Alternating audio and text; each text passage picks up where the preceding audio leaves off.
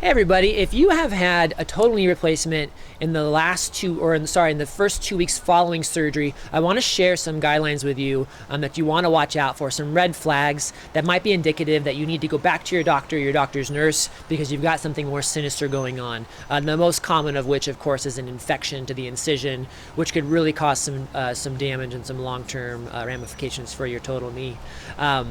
So that's what this video is all about. These are definitely red flags to keep in mind for those first 2 weeks following surgery. Down the line, they're still important, but this is when you've got an open incision. You really want to be careful. So we're going to look at 4 things that are not normal following your total knee. A lot of pain is normal after your total knee, a lot of swelling and stuff, but these are not normal. So keep an eye out for them closely. Whether it's you or a loved one, get back to your doctor, your nurse as quickly as possible, just to be safe, just to be sure. You do not want to risk an infection or something more, sinister with your total knee. So the first one on my list of 4 then is excessive pain. Now, again, you just had your knee replaced, you've seen your incision. If you went on YouTube, Lord help you, and you watched a video of a knee replacement, you understand this is extremely invasive surgery. You're gonna have pain, but if it gets excessive to the point where you can't sleep, you can't walk on it, especially if you're taking pain medications, which the majority of people should be as long as they can tolerate them with their system, this is a red flag. Something's not quite right. Again, it could be a bleed in there, could be an infection, could be the components didn't quite take. Whatever it is, you don't really need to know what it is. You just need to know that it's not normal to have excessive pain to the point where you can't even sleep or hardly walk. So again, play it safe, call the nurse. They'll usually get you in that day, if not within a few hours, and let them know. So excessive pain is the first one. Number 2 on the list then is excessive swelling.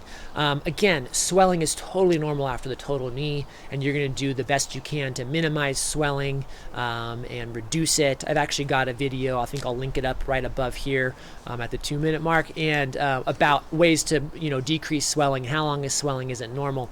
But again, if you feel, it's a judgment call a little bit, if you feel like your swelling is just out of control, I would highly encourage you to go talk again to your nurse or your doctor, because it could be out of control for a reason. You could have something like a blood clot. So again, have that checked out. That's number 2 on the list. Number 3 is excessive bleeding. So typically you're going to go home from the hospital, either to a skilled nursing facility, or hopefully home if you can make it there, just in one stop. And you're going to have a nice thick bandage over the top. And some bleeding again is normal, but if that thing gets super soaked and even potentially soaked to the point where it's starting to come off, you want to pay attention to that, because it can just mean that your sutures have opened and they need to close them again. Not all the time. And again, it may not be extreme cause for alarm, but I always encourage our clients to just play it safe. Better safe than sorry. You don't want to, prolong any discomfort or your recovery any more than you have to, because it's a long process already recovering from a total knee. So again, if there's a lot of bleeding, get back into the doctor, call them immediately, get them in. Worst case scenario, they check it out, everything looks good, they rebandage you, and you don't have a bunch of blood sitting there anymore. So that's number 3.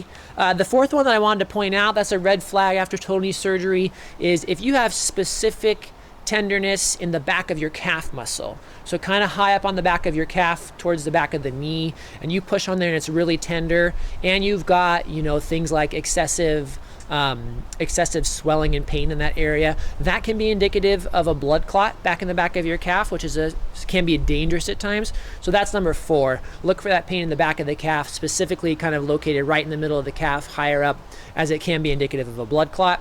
And just like I've said about 8 times in this video, it's just better safe than sorry when you're dealing with such a major surgery that can have things like infection and blood clots as a common risk for people.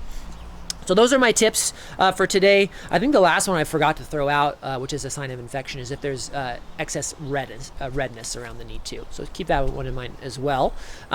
So hopefully if you're watching the video, with any luck, you're preparing for surgery. You won't run into any of these issues, but if you do, just play it safe. Talk to your spouse, caregiver, loved one, have them get you into the doctor and make sure that there's nothing too serious going on.